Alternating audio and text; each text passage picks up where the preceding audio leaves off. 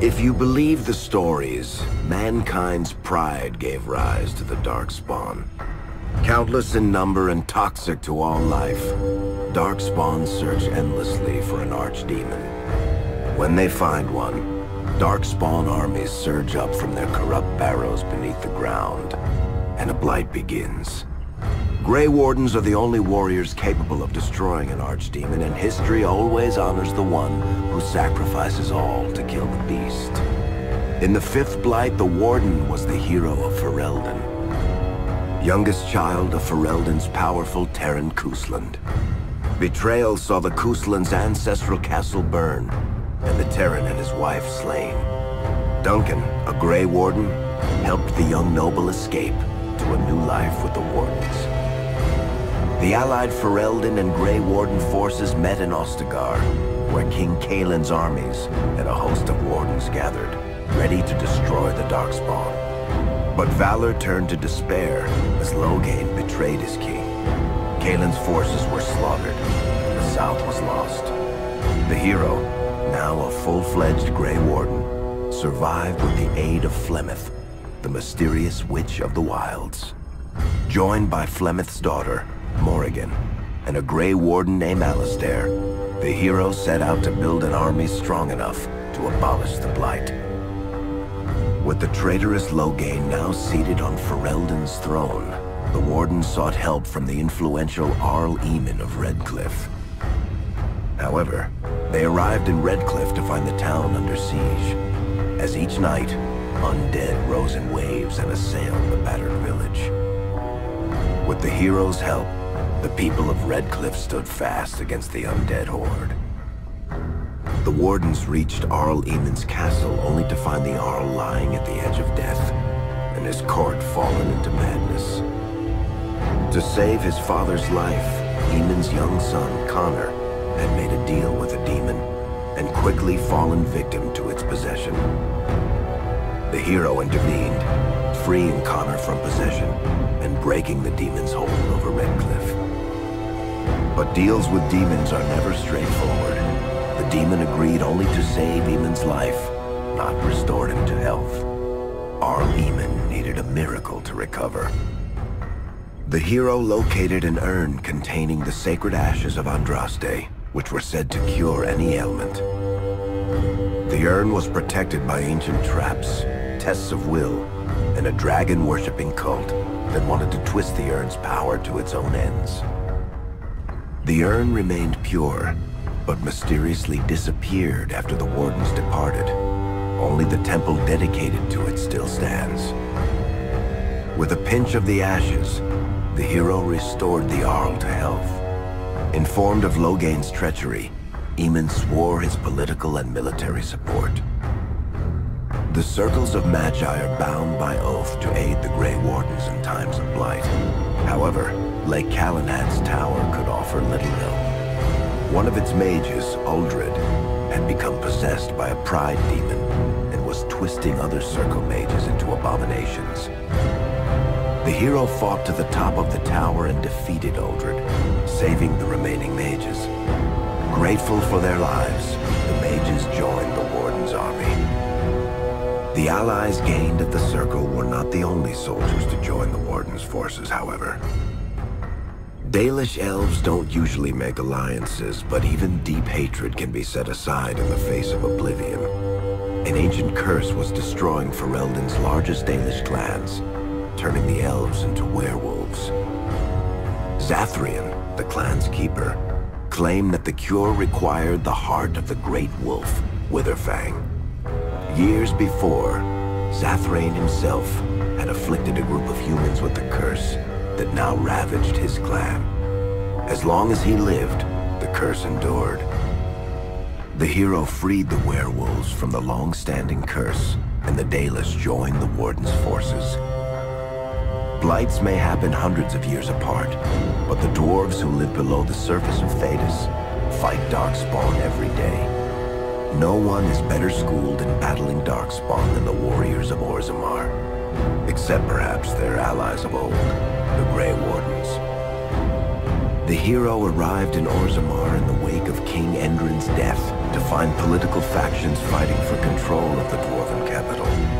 Only the vote of a venerated paragon could break the deadlock to elect a ruler, and order the dwarves to honor their Grey Warden treaty and join the battle against the new blight. The hero set off to find a paragon named Branka, who had disappeared into the deep roads in search of a legendary artifact, the Anvil of the Void, created by the renowned smith Caridin to forge mighty war golems. The hero helped Caridin destroy the Anvil of the Void, along with the dark secrets that could trap a living soul inside a mechanical construct. The hero emerged from the deep roads with a master-forged crown to bestow the Paragon's favor upon whichever rival candidate would be crowned king. Balin, the youngest son of King Endrin who was suspected of foul play, or Haramont, the aging traditionalist backed by the Dwarven Assembly. Balin followed his father to the throne. He leads with a ruthless but progressive hand, seeking to re-establish ties to the surface kingdoms. With Dwarden's strength now bolstering the Warden's army, the hero had to deal with Loghain so Ferelden could stand unified against the Darkspawn before the Blight swallowed the world. The kingdom of Ferelden stood divided. While some nobles supported Loghain's regency, others condemned his inaction against the Darkspawn. Civil war brewed, and Arl Eamon called a landsmeet in hopes of curtailing the conflict and removing Loghain from the throne. Loghain was found guilty of treason, and the hero carried out his execution in Denerim's palace. As the Warden's united army massed in Redcliffe, the Darkspawn overran Denerim, laying siege to Ferelden's capital city. The hero's army fought valiantly through Denerim and broke the Darkspawn's siege. On Fort Dracon's highest tower, the hero's strongest allies fought alongside the Warden in a final heroic battle against the massive Archdemon. The Archdemon was killed without the sacrifice of a Grey Warden's life. With no Archdemon to lead them, the Darkspawn scattered. Most fled underground, still teeming in number and always seeking a new Archdemon to awaken. The shattered kingdom of Ferelden embarked on a long journey to recovery. In the Blight's aftermath, strong leadership was crucial. Alistair, King Caelin's half-brother, became Ferelden's new king, joined in rule by the hero, daughter of one of the nation's most powerful leaders. Ferelden still stands, as obstinate and resolute as the Dog Lords ever are, but the events of the Fifth Blight loom over it as the nation rebuilds. For people across Thedas, legends of the hero of Ferelden remain the nation's brightest beacons of hope during its darkest times. It all began in Kirkwall, the fall of Knight Commander Meredith, the Kunari Uprising, and of course, the Chantry's destruction and the onset of Mage Rebellion. One person always stood amidst the swirling chaos: Hawk, the champion of Kirkwall. The Hawk family fled Lothering, refugees from the Blight. Leandra, mother of the champion, and siblings Bethany and Carver hoped to find refuge at her family's estate in Kirkwall, far to the north. While Hawk had no magical abilities, the champion was at the heart of events that ultimately led to the Mage Rebellion. The Hawks escaped the Blight with the help of Aveline Valen, a warrior and family friend. It's said that the family was also aided by Flemeth, the notorious witch of the wilds. Hawk's brother, Carver, never reached the free marches. He was killed by Darkspawn while protecting his family. The family's first years in Kirkwall were difficult.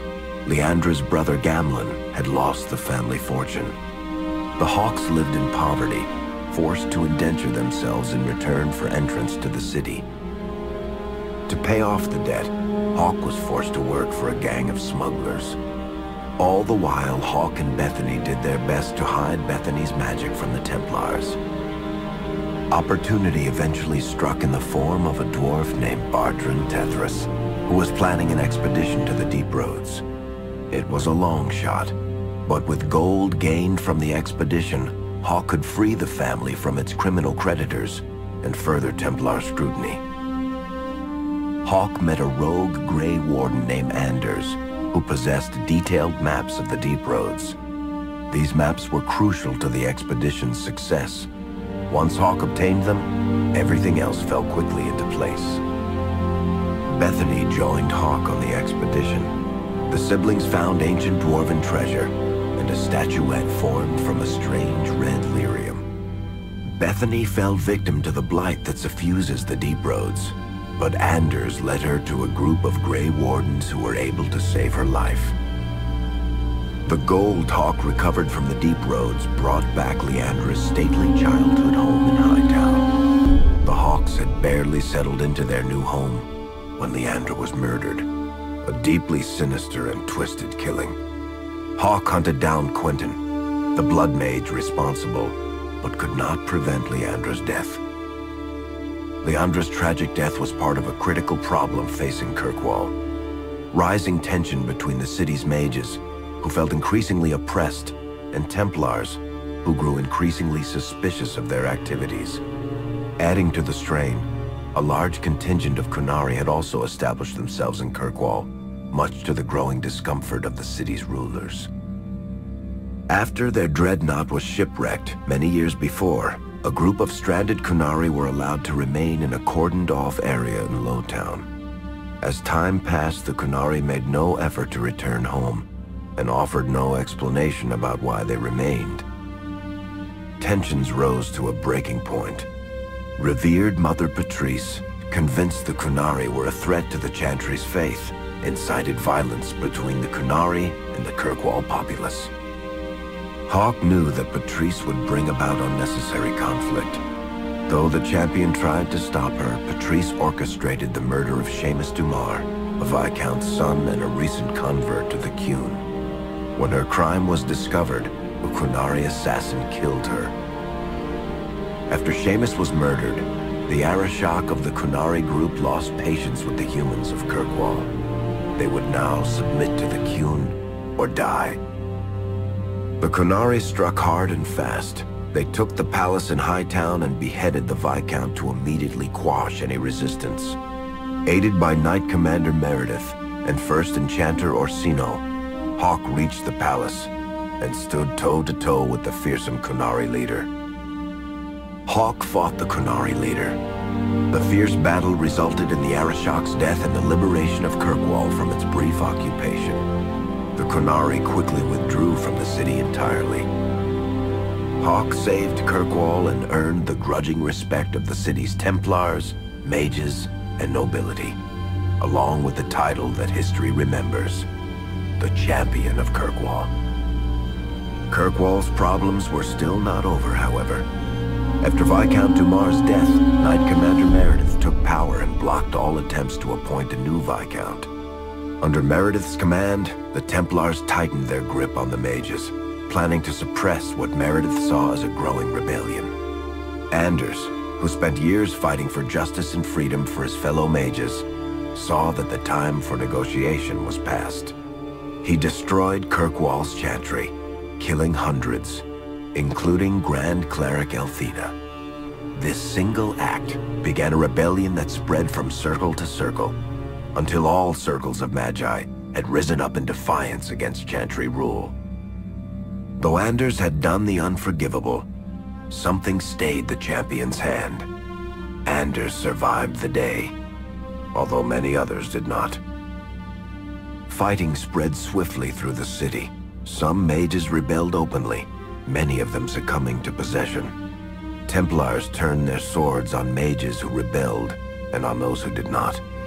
As First Enchanter Orsino refused to bend to the Templars, Knight Commander Meredith demanded that every mage in Kirkwall be put to the sword.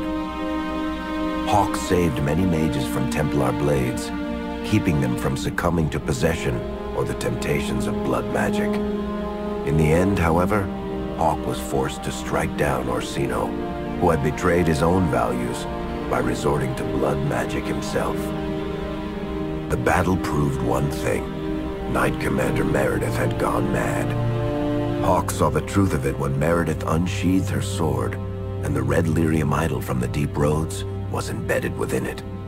The blade fueled her hatred and paranoia, as it had for months. After a horrific battle, the red lyrium of the Knight Commander's sword consumed her as she died. Meredith became a statue, her face a frozen mask of horror. Little is known of the champion since that final battle.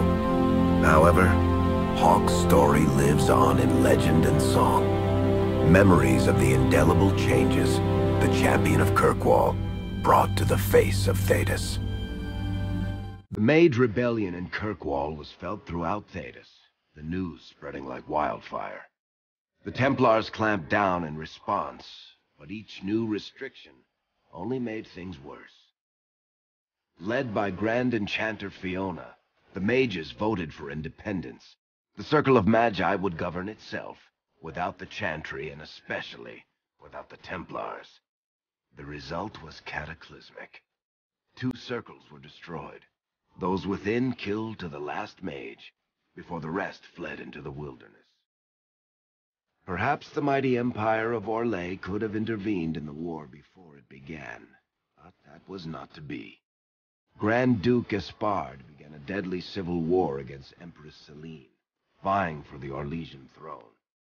The mages were offered safe haven in neighboring Ferelden, but the Templars followed, and so their battle spread across all of Thedas. As head of the Chantry, Divine Justinia ordered the Templars to stand down. They refused, declaring their own independence. Thus the war began in earnest, Templars hunting mages, mages fighting Templars. Their clashes wreaked untold destruction, and all sense of order was falling to pieces. Divine Justinia made one final desperate bid to end the war. She approached the leaders of both sides and convinced them to come to a conclave held on neutral ground. With the Chantry to mediate, mages and Templars will talk for the first time since this all began. It is our last, and perhaps our only, chance for